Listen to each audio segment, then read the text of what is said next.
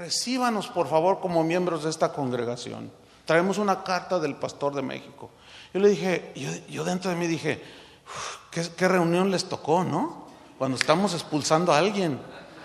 Entonces yo le dije, hermano, pues te tocó una reunión un poco. Dice, hermano, mira, en cuanto empezaste, mi esposa y yo nos miramos y dijimos, aquí. Pero fíjate la reacción de un verdadero discípulo. Dijo, se miraron, dijeron, aquí nos quedamos, aquí nos quedamos. Yo le pregunté, ¿y por qué decidiste que? Pues porque aquí hay disciplina, hermano. Aquí hay orden. Contrario a lo que dicen los que no aplican los principios, no se asusta la gente. No se asustan los que no quieren arreglar su vida. Pero los que quieren caminar con Dios dicen, no, pues Dios me habló y tengo que hacer eso. Soy discípulo de Jesús. ¿Cómo ven esto, hermanos? Ahora bien, fíjate, nos vamos hasta el versículo 21. No tengo tiempo de explicar otras cosas interesantes que hay allí, pero en el versículo 21, porque aquí hay algo bien interesante. Jesús les está hablando de los tropiezos, ¿cierto? Que deben de cuidarse para no hacer tropezar a los jóvenes. Entonces, si hay problemas, arréglense uno a uno. Si no hace caso, testigos. Si no, díganlo y finalmente expúlsenlo. Entonces, Pedro entendió el mensaje de Jesús. Pongan atención, versículo 21. Entonces se le acercó Pedro y le dijo, Señor, ¿cuántas veces perdonaré a mi hermano que peque contra mí? ¿Hasta 7? Jesús le dijo, no te digo hasta 7, sino aún hasta 70 veces 7. En pocas palabras, Jesús les dijo, el perdón debe ser permanente cuando el otro se arrepiente. ¿Saben por qué hay divisiones en las iglesias? Porque no se perdonan. Por eso, porque no se perdonan. Porque hay pleitos y el copastor o otros los pastores dividen la iglesia y se va. Porque hay pleitos. Hay desacuerdos y no los saben arreglar. Y empieza el chisme, y empieza la división, y empiezan los celos, la envidia, empieza la calumnia. Y al rato es un desastre allí, porque nadie fue capaz de poner disciplina. ¿Por qué? Porque los mismos pastores no están en esa disciplina. Entonces aquí se daña la iglesia de Cristo, la iglesia local. Entonces cuando Jesús le dice, no te digo hasta 7, sino aún hasta 70 veces 7, significa, tienes que estar dispuesto al perdón, porque el perdón es lo que sana las relaciones rotas y la ofensa. Hay veces, fíjate que, por ejemplo, tomando otro, porque hay un montón de casos que podría comentar, pero tengo que ser concreto. Una vez una señora, un hermano, le pidieron un dinero. Era una cantidad equivalente como a unos $2,000, o sea, una cantidad significante, ¿no?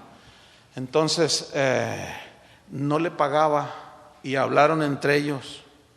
Y le dijo el deudor, hermano, dice, ¿sabes qué? Perdóname, dice, de verdad estoy arrepentido, no vuelvo a hacer eso. Perdóname, hermano, dice, entonces yo lo perdoné. Dice, pero ¿sabes qué, hermano? Dame tiempo, estoy mal económicamente, no me he podido levantar. ¿Me puedes esperar? Entonces el otro me estaba contando, dice, sí, hermano, lo espero el tiempo que sea necesario. Y habla conmigo, me dice, fíjate, pastor, que ya se arregló y reconoció, pero está mal el hermano. Ah, sí, bueno, pues espéralo. Dice, pero ¿sabe qué, hermano? Dios me habló, me dijo que le perdonara la deuda. Y yo lo miré y yo dije, ¿sabes una cosa, hermano? Eso es cristianismo. Ese es el cristianismo. El cristianismo no es no pecar. El cristianismo es cuando pecas, te arrepientes. Y cristianismo es cuando el otro te ofende, tú lo perdonas. Y todavía más allá. Todavía más allá, hermanos. El hermano Pablo Jonte, que ha sido mi pastor toda la vida, es un hombre de 98 años ahorita. Ese hermano sufrió una traición de esas tipo Judas. A ese nivel, no, bien grueso. Pero es un hombre tan lleno de Dios, hermano, que cuando yo me enteré de lo que le hicieron, yo me enojé. Yo dije, yo voy a ir a hablar con él. Pero dije, no, es que eso Bueno, lo puedo exhortar, pero el ofendido es el hermano. Entonces yo le dije, hermano, ¿usted ha hablado con él? Dice, mira, voy a ir a hablar con él. Y luego me mira y me dice, ¿sabes una cosa? Dios sabe por qué permite esto. Y yo sé que Él va a rectificar. Desde ahorita yo lo perdono, dice. Y luego, como ya es un hombre anciano, se para y se sale. Y se queda así parado y se regresa. Y me dice, pero ¿sabes una cosa? Si yo me doy cuenta que este pastor tiene hambre, tiene algún problema, que no tiene para darle de comer a sus hijos, dice, yo voy a ir a darle. Te desarma. Un maestro así te desarma. Y no es la primera vez que hace una cosa así. No, ¿tú conoces ese viejito? Bueno, hay algunos aquí que lo conocen.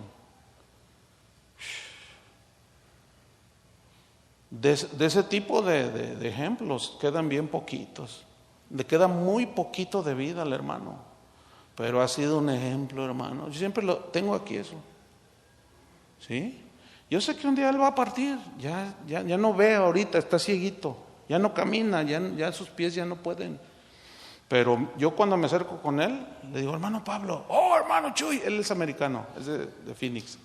Y nunca aprendió a hablar el español bien. Oh hermano Chuy, acércate. Y ¡zas! Un texto. Acuérdate, hermano. Y siempre me dice algo. Y yo, sí, hermano. Antes de predicar paso por donde él está sentado y lo toco, hermano Pablo. Y él conoce mi voz, dice, hermano Chuy, la palabra, predica la palabra. ¿Qué? Parece de película, ¿verdad? Pero es real. Ese tipo de hombres parecen ministros como una rara especie en peligro de extinción. Porque lo que más hay hoy es rencor, es amargura. No. ¿Qué pasa, hermanos, en la iglesia? ¿Qué le pasa a los pastores? Toman venganza a veces contra las ovejas y las destruyen. Y de aquí, si tú te vas y me dejas, yo me encargo de quién sabe cuánta cosa. Y tú dices, pero tanto rencor, tanta amargura, ¿qué es eso? Eso no es de un hijo de Dios, hermanos. Qué tremendo. Ahora, fíjense, si una iglesia se rehúsa a disciplinar a los hijos de Dios, si nosotros tenemos temor de aplicar la palabra, pero eso conlleva que nosotros los pastores seamos ejemplo, porque también nosotros estamos sujetos a la misma disciplina. Yo tengo un acuerdo con mis pastores, todos estamos sujetos a la disciplina.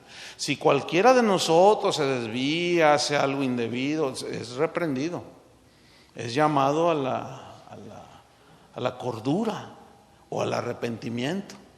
Por eso dice la Biblia, Gálatas 6:1, hermanos, si alguno es sorprendido en alguna falta, vosotros que sois espirituales, denle de patadas y tírenlo. ¿Así dice? No, restáurenle con espíritu de mansedumbre, dice, considerándote a ti mismo, no sea que tú también seas tentado. Uno de los grandes problemas del día de hoy es que al abundar los falsos maestros, los falsos ministros de Jesucristo, mucha gente está abriendo los ojos y ya se está dando cuenta que hay muchos lobos por todos lados, ¿no? Pero está sucediendo un fenómeno que yo he notado, que la gente ya discierne a muchos falsos maestros, lobos rapaces que se han metido en el rebaño. Pero cuando algún ministro, algún pastor, algún hermano que es genuino, que es nacido de nuevo, que camina bien con Dios, pero que tiene un tropiezo. ¿Quién no tiene un error? A ver, dígame. Todos fallamos, ¿sí o no? Pero muchos, ahorita yo he visto esto dentro de la iglesia en general, de que al fallar un cristiano verdadero, tener un error, sí, que falló, lo tachan ya de falso maestro o de falso cristiano. Y saben que no, hermanos, no. Porque si lo que se escucha el día de hoy es lo que la Biblia enseña, imagínense esto. Si Abraham viviera el día de hoy y tuviera un hijo fuera del matrimonio, ¿cómo lo tratarían? Imagínate a David hoy, que se mete con la Betsabé, y no solo comete adulterio, sino lo manda a matar. Ay, Dios. Imagínate con ese criterio de hoy. Nada que ver, ¿verdad que no? Han confundido muchos la apología, la apologética con la geografía, no saben dónde están parados. Una cosa es la defensa de la fe. La defensa de la fe es defender las verdades del Evangelio, no publicar los errores de otros, que todos los tenemos, ¿sí o no? Pero también hay que saber diferenciar de lo que es un error humano de lo que es un pecado. Por ejemplo, yo cometí un error al haber escuchado a esta señora que me dijo del marido, y yo cometí un error. Pero supongamos que se hubiera dado otra cosa y yo reprendo a la señora por haberme hecho eso, que no se dio el caso, no fue así, pero yo la reprendo: oiga, hermana, por favor, mire, usted me dijo, y yo persisto allí con legitimidad. Entonces yo la reprendo, le redargullo, entonces ella se hiere. Esta se hiere y en su Facebook empieza a decir: no, el pastor esto, el espató lo otro. Entonces los otros: mira el pastor lo que hizo con esta pobre hermana. Eso es tan común el día de hoy, hermano, y ese es un error gravísimo, porque eso no enseña la Biblia. Entonces hay que saber distinguir de lo que es un pecado a un error. No sé si están aprendiendo algo. Bueno, pues, obviamente este tipo de mensajes, pues imagínate, pues, no vende. Pues, ¿a quién le interesa esto en la iglesia de hoy? Pues, casi a nadie. Por eso, pues gracias a Dios que hay algunos que les interesa caminar como el Señor, que quieren que sus iglesias marchen como Cristo la diseñó. Entonces, fíjate, si una iglesia se rehúsa a disciplinar a sus hijos, los va a arrastrar a la anarquía, al desorden, al desconcierto. Eso pasó en la iglesia de los Corintios. A los Corintios dice: de cierto se oye que hay entre vosotros fornicación, y tal fornicación cual ni aún se nombra entre los gentiles. 1 Corintios 5:1 estoy leyendo. Tanto que alguno tiene la mujer de su padre, y vosotros estáis desvanecidos. Ese vosotros era para los líderes. Están orgullosos, sí, hablan en lenguas, pero permiten adulterio. Sí, hay milagros, pero permiten adulterio. Sí, hay grandes exhibiciones de poder y de dones del Espíritu, pero permiten el pecado y están envanecidos. ¿No deberíais más bien haberos lamentado para que fuese quitado de medio de vosotros el que cometió tal acción? Aquí se entiende Pablo que debían llegar por los pasos de Jesús que dejó en Mateo 18 y finalmente haber hecho la expulsión. Versículo 6: ¿no es buena vuestra jactancia? ¿No sabéis que un poco de levadura leuda y contamina toda la masa? Versículo 13: porque los que están fuera Dios juzgará. Quitad pues a ese perverso de entre vosotros. ¿Qué dice? ¿Qué dice Pablo? Quitad ese perverso de entre vosotros. ¿Qué es quitar? Expulsar, hermanos. Se entiende que siguiendo los pasos de Jesús. ¿Ha oído eso de no juzgáis para que no seáis juzgados? ¿Ha oído eso? ¿Tú quién eres para juzgar? A mí ha habido gente que me enfrenta así y me dice: ¿y usted quién es para juzgar? ¿Usted qué? No, pues no soy nadie, pues nada más soy el pastor. No soy nadie, pero soy el pastor. Y aquí dice, mira, ya se te olvidó, aquí dice que yo tengo autoridad para disciplinar. Si no lo hago y te dejo así, no, usted quién sabe qué. Y hay algunos: ya me voy. Bueno, Dios. Pero aquí se presenta otro problema, hermanos: el abuso pastoral, el abuso ministerial, que sería un tema a tratar que ahorita no hay tiempo para eso. Entonces debemos de entender, hermanos, que Dios como soberano, miren, ya no me voy sobre el final del mensaje, pero lo que viene ahorita, abróchense los cinturones de seguridad. No, a ver, háganle todos así, háganle así. Ahora saqué el billete más grande, ¿verdad? Hágale así y abróchese el cinturón.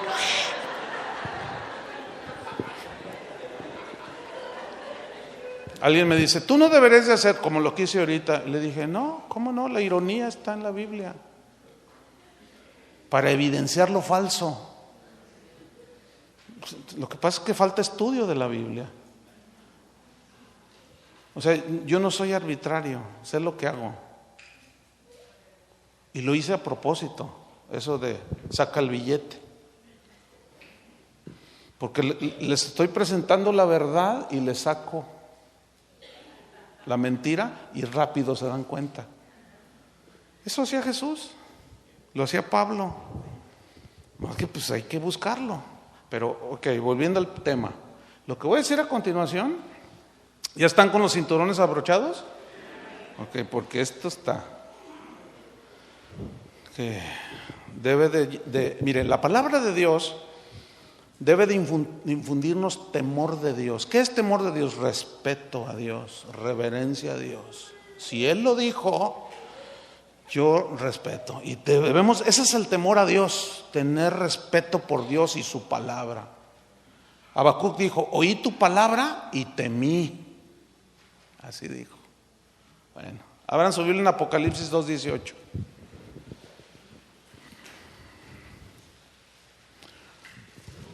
Apocalipsis 2:18.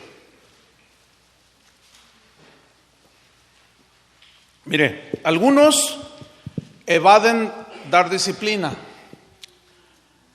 Dios quiere que los pastores disciplinemos en amor, sí, pero con la verdad y con paciencia, con el fin de restaurar. Ok, todo eso creo que está quedando claro. Pero hay ocasiones, hermano, en que la gente tiene tan escondido su pecado, tan escondido, que Dios tiene que intervenir directamente y disciplinar a los suyos. ¿Se acuerda de Zafira y Ananías? La mayoría de los comentaristas dicen que eran cristianos, pero tentaron al Espíritu Santo, mintieron al Espíritu Santo. Un incrédulo, ¿cómo? ¿Sí? Y ahí intervino Dios directamente. Le dice Pedro, ¿por qué llenó Satanás tu corazón? O sea, no fue posesionado. ¿Por qué llenó Satanás tu corazón con esas mentiras y mentiste al Espíritu Santo y te quedaste con el dinero y cayó allí muerto? ¿Sí o no? Y después la señora y ¡bum! Si ustedes leen ese pasaje en el libro de los Hechos, se van a dar cuenta de algo totalmente paradójico e increíble. Dice que después de eso, de Zafira y Ananías, la iglesia creció.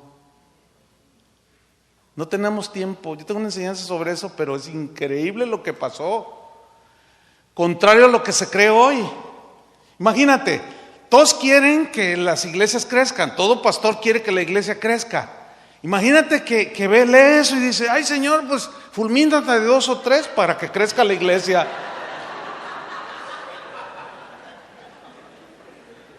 Eso comprueba el primer mensaje que les di ayer de principios o métodos. Son principios, no métodos. Ahora, si quieren métodos bíblicos, este es uno bueno. Que Dios fulmine dentro de la iglesia a los que tienen doble vida. ¿Cuántos dicen amén? Nadie quiso decir, ¿te fijaste, pastor? A ver, ¿cuántos dicen amén que ahorita Dios fulminara? Sí, les cuesta trabajo. Yo lo entiendo perfectamente. Ay, Dios no hace eso hoy. Mano, no conoces a Dios. Apocalipsis 2:18 dice así: y escribe al ángel de la iglesia en Tiatira, el Hijo de Dios. Ahora, ¿quién es el ángel de la iglesia? Aquí la palabra ángel significa simplemente mensajero, o sea, se refiere al pastor, porque los ángeles no pastorean, ¿ok? Entonces ese es el pastor, ¿ok? Escribe al ángel de la iglesia en Tiatira, el Hijo de Dios, el que tiene ojos como llama de fuego, o sea, que ve Ve profundo, mirada penetrante. Y pies semejantes al bronce bruñido, dice esto: yo conozco tus obras, y amor y fe y servicio y tu paciencia, y que tus obras postreras son más que las primeras. Yo conozco todo, pero tengo unas pocas cosas contra ti. O sea, fíjate, está diciendo que es bueno hacer buenas obras, tener amor. Algo le prendieron y suena un hum acá en los del sonido. No me oyeron. Bueno, ok. Así déjenlo, está bien, no importa. Dice, fíjate, dice Jesús, aquí hay muchas cosas buenas. Conozco tus obras, conozco amor, tu fe, tu servicio. Todo eso es bueno, ¿no? Y tu paciencia, dice, y tus obras son más, postreras son más que las primeras. Pero tengo unas pocas cosas contra ti. Fíjate lo que dice, pocas cosas. O sea, que Dios no permite nada. ¿Lo entienden? Nada que vaya en contra de lo que Él diseñó. Ok, dice, tengo unas pocas cosas contra ti, que toleras que esa mujer Jezabel, que se dice profetiza, enseña y seduzca a mis siervos a fornicar y a comer cosas sacrificadas a los ídolos. Aquí el verbo tolerar en el griego significa permitir algo ilícito. O sea, Jesús le está diciendo al pastor, mira, ustedes tienen mucho amor, fe, servicio, todo eso está bien, pero pastor, has permitido algo ilícito dentro de la congregación, has permitido la inmoralidad sexual. Y tengo eso contra ti. ¿Y qué es permitir? No has dicho nada, te has hecho de la vista gorda.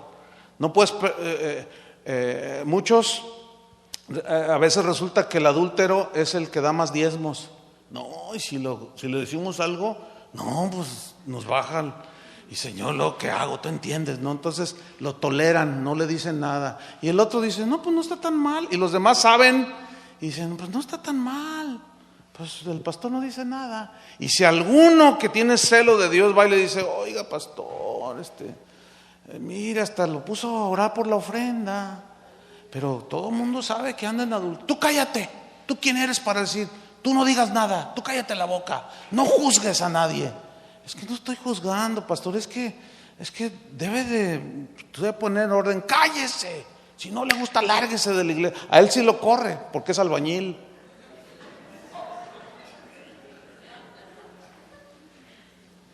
Pero al otro, como tiene una empresa, hasta lo pone a orar por las ofrendas. No, mano, no, así no es. Así no es, porque Dios nos va a pedir cuentas, hermano. Entonces le dice, mira, esta mujer incita a mis siervos, los seduce a fornicar y a comer cosas sacrificadas a los ídolos, y le he dado tiempo, dice, para que se arrepienta, pero ¿qué? No quiere. Aquí Jezabel es metafórico, ¿sí? No es la Jezabel de Acab, sino es esa actitud, ¿me entienden? Licenciosa, libertina, que no le importa nada. Eso significa. Dice, le he dado tiempo para que se arrepienta, pero no quiere arrepentirse de su fornicación. Y aquí viene lo tremendo, hermanos. He aquí yo la arrojo en cama. ¿Qué dice? ¿Yo la qué? Ok, ¿quién está hablando aquí? ¿Quién?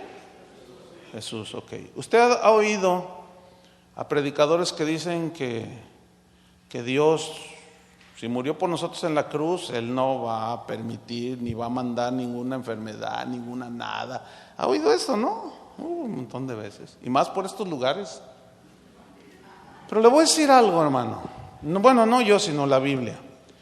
Cuando dice aquí yo la arrojo en cama, si nos metemos un poquito a estudiar y a escudriñar y sacarle, la palabra cama viene del griego klin. No sé si le suena familiar, pero klin es de donde se deriva la palabra clínica. Ahora, ¿qué hay en la clínica? Enfermos. Ahora, la palabra klin aquí en el griego tiene dos significados.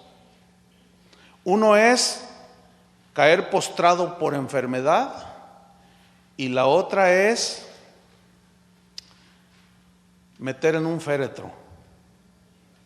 Eso usted lo puede investigar por sí mismo, hágase de su diccionario y se dará cuenta. Esto realmente es para que nos pongamos a temblar, hermanos. Ok, no lo busque, pero Santiago 5:14 dice así: ¿está alguno enfermo entre vosotros? Llame a los ancianos de la iglesia y oren por él, pongan mucha atención, ungiéndole con aceite en el nombre del Señor. Y la oración de fe salvará o sanará al enfermo, y el Señor lo levantará. Y si hubiere cometido pecados, les serán perdonados. Confesaos vuestras ofensas unos a otros y orad unos por otros, para que seáis sanados. Ponga atención, ¿cuál es la razón aquí de que algunos están enfermos? Llame a los ancianos de la iglesia, ungen, oren, pero ¿qué dice? Si hubiere cometido pecado les serán perdonados, y confesarse los pecados los unos a los otros, las ofensas. ¿Cuál es la razón de que si alguno está enfermo? Hay varias razones, pero aquí ¿cuál es? Pecado. Pecado, hermanos. ¿Qué está diciéndole Jesús al pastor de la iglesia ahí en Apocalipsis? No se ha querido arrepentir, por lo tanto yo la arrojo en cama. Me voy a contar una experiencia personal. Una vez caí enfermo, pero en una enfermedad un caso muy extraño, que consistía en que me sentía muy débil, pero no me dolía nada. Entonces empecé a sudar frío y yo dije, ay, Señor. Entonces llamé a un médico de la congregación y me dijo, y me empezó a hacer preguntas y me revisó. Dice, está muy raro, mira, te voy a hacer unos estudios. Me pasó por un montón de cámaras allí, sacó radiografía, un montón de estudios me hizo. Y dice, ¿sabes qué? No tienes nada, está muy atípico tu caso, pero no te duele aquí, no me duele nada. Pero sudaba así helado bien feo. Entonces, como al tercer día de eso, yo estaba solo en mi cuarto y empieza eso así, pero no me dolía. Entonces yo le dije, Señor, si tú me quieres decir por qué estoy así, está bien. Si no, bueno, yo sé que tú me puedes sanar. Él me ha sanado de cosas milagrosamente, instantáneo, en par de ocasiones. Yo sé que tú me puedes sanar, pero Señor, si me quieres decir, está bien. Y si no, ¿y qué me dice? Y me dijo, mira, yo te tiré en la cama. Y yo, pero ¿por qué, Señor? Te voy a decir, porque te he dicho que hagas esto y esto, unas cosas que tenía que hacer para la iglesia en el rumbo que llevamos, ¿no? Y no me has obedecido. Y te has resistido. Y tuve que tumbarte allí, a ver si ahora sí me entiendes. Necesitas hacer esto, me dijo. Entonces yo le dije, sí, Señor. Yo sabía lo que me estaba diciendo. Le dije, sí, Señor, sí, perdóname, Padre. No, lo voy a hacer. Sí, no voy, está bien, Señor, perdóname. ¿Y qué creen? El Señor me dice, te voy a decir qué es lo que tienes. O sea, Él me dio el diagnóstico. Y los médicos allá matándose que no hallaban. Y me dijo, tienes un absceso de amibas en el hígado, pero no te preocupes, no se va a reventar. Ahí está en el hígado, pero eso es lo que tienes. Y el otro día iba a ir a unos exámenes y otra vez me pasan el radiólogo y el doctor, el cristiano de la congregación, decía, hazlo bien. Dice, ¿qué pasó, doctor? Soy el mejor radiólogo de Guadalajara. Entonces le digo al doctor, al cristiano, ven, le digo, ¿sabes? No te puedo dar mayor explicación, pero lo que tengo es un absceso de amibas en el hígado. Y luego me mira y le digo, sí, ya sé lo que estás pensando, que no soy doctor y que quién sabe qué. Le digo, doctor, mira, luego te cuento. Dice, ok, pastor, yo entiendo, porque es un hombre entendido. Y va con el radiólogo, le dice, vuelves a pasarlo, pero aquí en el hígado, aquí que... Y el otro se ofende, no, le dice, doctor, ¿qué pasó? A mí no se me va uno, no tiene nada el pastor, porque sabía que era el pastor. Se vuelven a pasar y me vuelven a pasar y yo viendo la pantalla. Y el doctor se queda y dice, espérate, párate aquí. Dice, ¿qué es esto? Y el radiólogo empieza, dice, no puede ser, no puede ser. ¿Cómo se me pasó? Era un absceso de amibas en el hígado. Dios me tumbó. Hay ocasiones en que he estado ahí. Le digo, Señor, ¿qué? Dice, no, nada más te estoy probando la fe. Ah, pues está bien. A veces le pregunto y no me responde nada. No, está bien, me basta tu gracia. Con eso estoy contento. Pero vámonos sobre el final. Viene el segundo significado de cama, que es echar en un féretro. Ay, Dios. Primera de Corintios 11:27, para los que dicen quién sabe cuántas cosas, de que el Señor quién sabe cuántas cosas no hace y que Él ya, que porque es amor. Pero ¿cuál es nuestro texto? Dios al que ama, ¿qué? Disciplina. Dice 1 Corintios 11:27, de manera que cualquiera que comiere este pan o bebiere de esta copa del Señor indignamente será culpado del cuerpo y de la sangre del Señor. Por tanto, pruébese cada uno a sí mismo y coma así del pan y beba de la copa. Están celebrando la Santa Cena. Porque el que come y bebe indignamente, sin discernir el cuerpo del Señor, juicio come y bebe para sí. ¿Qué juicio? No de condenación al infierno. Sigamos leyendo. Por lo cual, o sea, por tomar la cena en pecado, sin discernir el cuerpo del Señor. Dice, por lo cual hay muchos, está hablando a los cristianos corintios, hay muchos ¿qué? Enfermos. Y aquí en el griego significa debilidad por causa de enfermedad. Hay muchos enfermos y debilitados entre vosotros, o sea, espiritualmente están muy débiles, no tienen fuerza para enfrentar la lucha espiritual. Dice, y muchos duermen. Ustedes saben que la palabra duermen aquí es un eufemismo que significa morir.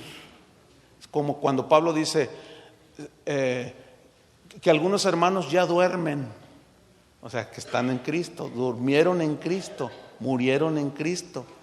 O sea, ponga atención, por haber participado de la Santa Cena sin discernir, sí murió por mí, pero pues sigo en mi fraude.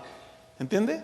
Sí, murió por mí. Y representando ahí por el vino y el pan, no pasa nada, Dios conoce, pero no hay arrepentimiento. Entonces toman la cena, juicio, comen y beben juicio. Por lo cual algunos Dios los arroja en cama, están enfermos.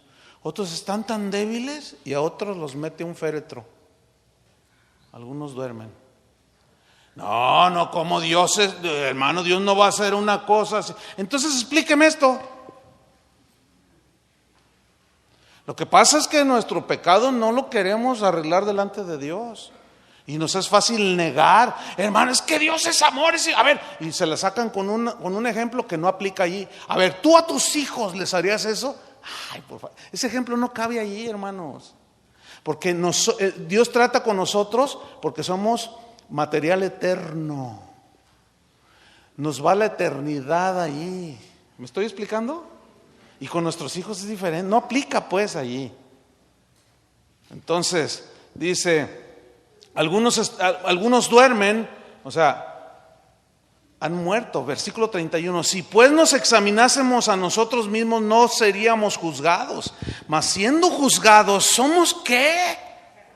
Castigados por el Señor para que no seamos condenados con el mundo. ¿Qué dijo Pablo del fornicario de 1 Corintios 5? El tal se ha entregado ¿a quién? A Satanás para destrucción de la carne, puede morir a fin de que su espíritu sea salvo en el día del Señor. Qué tremendo, hermano. Mire, déjeme contarle nada más un caso que se dio ahí en mi congregación. Un hombre se metió con una mujer, un hermano, y la esposa lo confrontó, pero no hizo caso. Entonces intervenimos y él, bueno, parecía que se arrepentía y no, sí, perdón, le pidió perdón a la esposa lo perdonó, etcétera. Y bueno, siguió, pero la esposa un día me llama y me dice, ¿sabe qué, pastor? Él sigue en eso. Y volvimos a hablar con él y juró que iba a terminar con eso. Le dije, mientras no lo hagas, tú no puedes entrar a ir a la congregación, ¿verdad? Y el siguiente paso, si tú te vamos a dar unos días, porque él manifestaba arrepentimiento, si no lo voy a decir públicamente, no, pastor. Bueno, total, así quedó. Y en esos días, una mañana me habla su esposa y me dice, pastor, dice, voy rumbo a Chapala, a un lago que hay allá. Le dije, ¿qué? Pero la oí extraña en su voz, como media llorosa. Le dije, pero ¿qué pasó? Dice, es que me acaban de hablar de la Cruz Roja, que mi esposo acaba de tener un accidente en la carretera. Y bueno, dieron conmigo y pues quieren que vaya y acaba de pasar. Entonces le dije, bueno, ve y luego me tienes al tanto. Después me contó que cuando llega, sí, vio su auto, pero resulta, ¿cómo fue el accidente? Ellos venían de Chapala. Digo ellos porque venía con la mujer, con la amante y la mamá de la mujer, o sea, con la falsa suegra.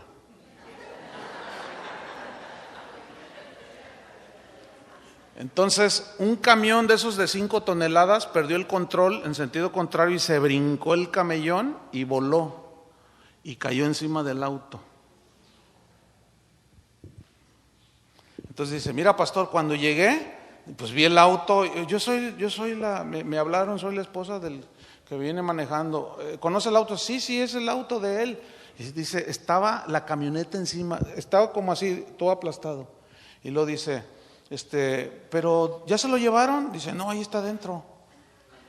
Y luego dice, me dice ella, yo me asomé, pastor, y no veía nada. Y dice, no, ahí está, señora. Mira, escúchame bien, literalmente lo recogieron con espátula, como decimos en México. Estaba casi desintegrado. Y era un hijo de Dios.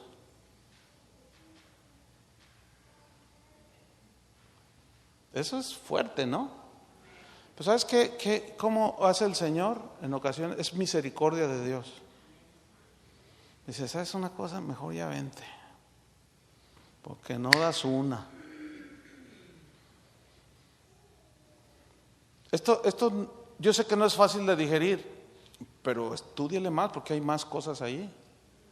Pero Dios así obra, hermanos. Ahora, termino con esto. Tengo que tocarlo. Me lleva 1 minuto, 2. En Hebreos 12, donde leímos que el Señor al que ama disciplina y os azota al que recibe por hijo, y os azota al que recibe por hijo, dice, porque si el Señor nos deja sin disciplina, entonces dice, sois bastardos y no hijos. ¿Qué significa? Que el Señor disciplina a sus hijos. A los que no son sus hijos, no los disciplina. Yo disciplino a mis hijos, pero no tengo autoridad sobre otros niños porque no son mis hijos. Esa es la respuesta que hay bíblicamente para todos aquellos que están confundidos, de que ven en los centros de espectáculos gente que todo mundo sabe que son de todo, que hacen de todo, que roban, fraudean, son inmorales sexuales, son adúlteros, o sea, todo el mundo sabe, pero nadie dice nada porque ellos se escudan con que no toquéis al ungido de Jehová.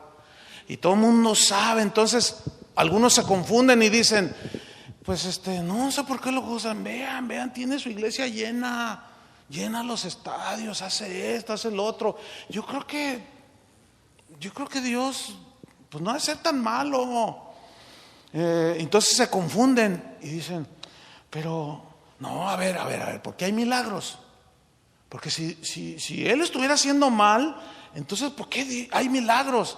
Y juzgan mal, dicienden mal, porque Jesús dijo, no todo el que me dice Señor, Señor entrará al reino de los cielos. Algunos me dirán en aquel día, hicimos milagros en tu nombre, echamos fuera demonios, y les diré, no los conozco. Lo cual significa que los milagros no significa que son gente de Dios.